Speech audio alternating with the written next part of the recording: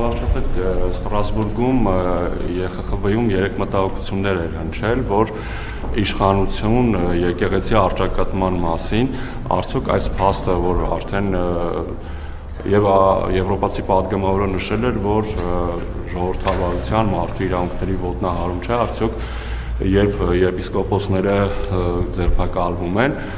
արդյոք այս հարցը մտահոգիչ չէ մեր համար, երբ արդեն միջազգային հարթակներում է քննարկվում, եւ որքանով է իրականությանը համապատասխանում Արարատ Միրզոյանի պատասխանը, երբ չկա դատական կայացրած ակտ, բայց նա վստահ այսպես ասում է, որ հոգեորականները փորձել են զավթել իշխանությունը եւ սպանել իրեն։ Այսքանը։ Նախ մենք միջազգային հարթակներում որևէ հարցի քննարկման հետ կապված խնդիր չունենք, որովհետև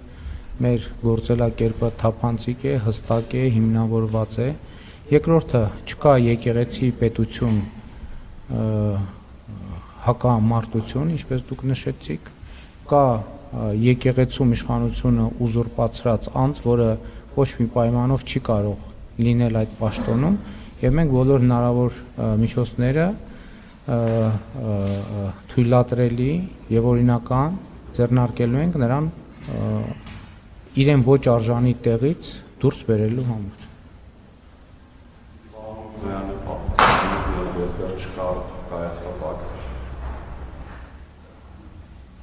Կան փաստեր։